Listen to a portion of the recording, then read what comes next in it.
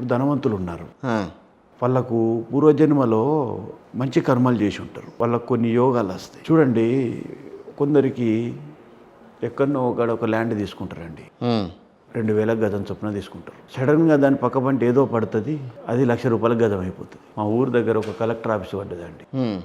అడిది అసలు ఎవరు ఓపోదురండి. Collector office పడుతూనే సడన్గా ఒకటేసారి ₹1,00,000 అయిందండి గజం. అంటే వాళ్ళు ధనవంతులు ఒకటేసారి రాలేదు అయినట్టే కదా. అప్పటిదాకా వాళ్ళు ఒక పూటకు తిండికి ఏడ్చారండి, ఒక పూటకు తిండికి ఏడ్చారు. అది వాడు మా కర్మ. దాని తర్వాత అట్లా అదృష్టం వచ్చేసింది. ఓకే. అందుకే కర్మకు జ్యోతిష్యానికి చాలా దగ్గర సంబంధాలు ఉంటాయండి. సో మీరు చూసేదంతా కూడా లగ్నం బేస్ మీద మీరు చూస్తున్నామని చెప్పాను శ్రీధర్ గారు. సో లగ్నం, ఏ లగ్నం బాగుంటుంది వీటన్నిటిలో? 12 లగ్నాల్లో మంచి లగ్నం? అన్ని లగ్నాలు మంచివేనండి. అన్ని లగ్నాలు మళ్ళీ చెడువే అంటారు? అన్ని లగ్నాలు చెడువే.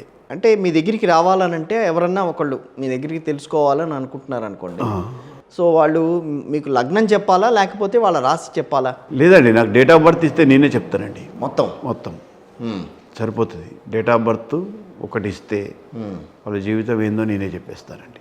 వాళ్ళు చేయాల్సిన రెమెడీస్ కూడా అట్నుంచే వస్తాయి. అవునండి. ఇవి లేవనుకోండి, ఒక ఫోటో ఇచ్చినా నేనే చెప్పేస్తానండి. అమ్మో, అది తాంత్రికం అవుతుంది అది. అంతేగా, మీరు దాంట్లో మీరు జాతకం చూడడానికి లేదుగా. అది కూడా నేను నా దగ్గర ఉందండి. ఆ విద్య కూడా నేర్చుకున్నారా, తాంత్రిక విద్య? గురువుగారు దారపోశారండి. ఓకే. ఈశ్వరుని దయ వల్ల గురువుగారు దారపోశారు. కాకపోతే ఏంటంటే చెడుకి ఎప్పుడు వాడనండి, మంచికి. ఎందుకంటే ప్రతిరోజు నేను శివాభిషేకం లేనిది, అమ్మవారి ఉపాసన లేనిది బయటికి రానండి. ఇవి రెండు చేసుకున్న తర్వాతనే నా దినచర్య స్టార్ట్ అవుతుందండి.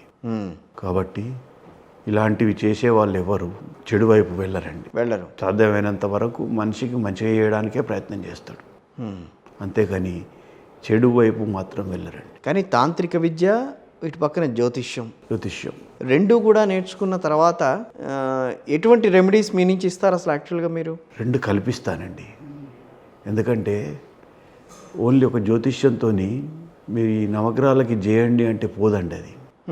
ఇప్పుడు ఒక మనిషి జీవనంలో ఒక మనిషి చనిపోయాడు అనుకోండి, మీరు ఎక్కడికి పోతారు అనుకుంటారండి? డైరెక్ట్ స్వర్గానికో లేకపోతే నరకానికో అని అంటుంటారు. అంతే కదా. అంతే, ఎవరికైనా తెలిసింది అదే. కానీ ఎక్కడికి పోడండి. అదేంటి? 354 రోజులు మనిషి ఆత్మయి ఇక్కడనే తిరుగుతూ ఉంటుంది. అవును, ఒక సంవత్సరం పాటు ఇక్కడే ఉంటుందని అంటారు. అది 6 రోజులు తక్కువ, 354 రోజులు తిరుగుతుందండి. వీటిని కొన్ని రకాలుగా చెప్పాలంటే ఆరాలు అంటారండి. ఆరాలు నమ్ముతారా మీరు? అవేనండి మెయిన్ ఇంపార్టెంట్. ఇప్పుడు మనల్ని శాసించేదే అవి. ఎవరికి గ్రహం వీక్ ఉంటుందో వాళ్ళ లోపలికి వెళ్ళిపోతుంది. అవునా? ఆటోమేటిక్గా. ఇప్పుడు మీ నుంచి ఇప్పటి వరకు జ్యోతిష్యం గురించి విన్నా, ఇప్పుడు తాంత్రికం గురించి కూడా వింటున్నాను. అవునండి, వెళ్ళిపోతుంది, ఆటోమేటిక్గా వెళ్ళిపోతుంది. ఎవరికైతే గ్రహం చాలా వీక్ ఉంటుందో, మీరు చూడండి, చాలామంది మంచి లైఫ్ను లీడ్ చేసేటోళ్ళు కూడా ఒకటేసారి డౌన్ ఫాల్ అయిపోతారు.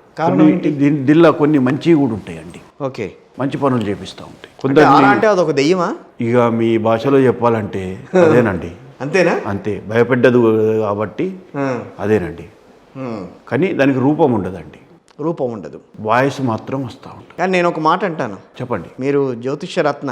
అవును. ఇవన్నీ మనకుగా అన్వయించుకున్నవే తప్పించి మనిషి అన్నవాడు కష్టపడి జీవిస్తే ఇవన్నీ అవసరం లేదనేది నా ఉద్దేశం. ఎట్లా అండి? ఈ ఆరాలను లేకపోతే ఈ జ్యోతిష్యం అను ఇవన్నీ కూడా వాడంతా వాడు కష్టపడితే పైకి వస్తాడు. కష్టపడకుండా కూర్చుని జ్యోతిష్యంలో నాకు ఇట్లా రాశారు, నేను ఇట్లా ఉంటే సరిపోతుంది నాకు అని అనుకుంటే పైకి రాలేడు కదా. కిషోర్ గారు, నేను ఒక మాట చెప్తాను. చెప్పండి. మీరు అన్నది 100% అండి. కరెక్టే కదా. అలాంటప్పుడు మరి ప్రపంచంలో మంచి కష్టపడేటోడు అంటే మనం ఉన్న ఏరియాలో చూసుకుందాం.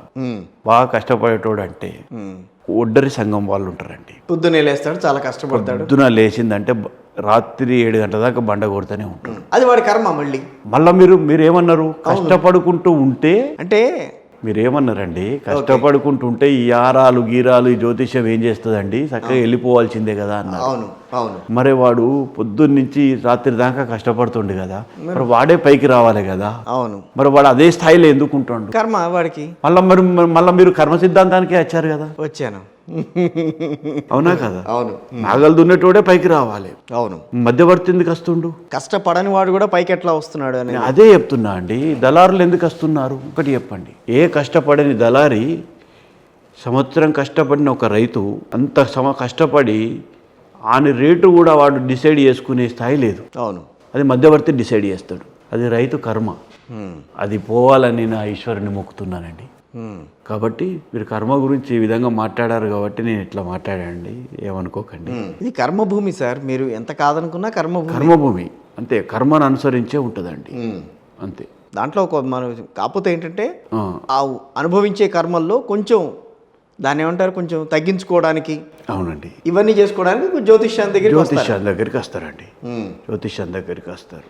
మీలాంటి వాళ్ళ దగ్గరికి వచ్చి జ్యోతిష్యం చాలా మంది. ఇంకొక విషయం చెప్పాలండి మీకు, చాలామంది స్టార్టింగ్ రావాల్సిన వాళ్ళు, మధ్యలో రావాల్సిన వాళ్ళు మొత్తం జరిగిపోయినాక వస్తారండి. నాకు బాగా కావాలంటారండి. ఇంకేముంది అక్కడ, అయిపోయింది మొత్తం అంతా అనుభవించేసాం. నీళ్లు అన్నీ పోయి చెరువులకి వెళ్ళి పోయి మొత్తం చెరువు అవతల పడ్డాయి. మళ్ళీ రిటర్న్ రమ్మంటే వస్తాయండి? రావు. మళ్ళీ వర్షం పడాలి, నిండాలి, అప్పటిదాకా ఆగాల్సిందే. అంతే. వీళ్ళు వచ్చి అంటారు మాకు ఏదో ఒకటి రెమెడీ చెప్పండి సార్ అంటారు. వాళ్ళకి అప్పుడు ఎన్ని రెమెడీలు చెప్తే ఏంటండి, ఏ ప్రయోజనం ఉండదు. ఆగాలి కొద్ది రోజులు.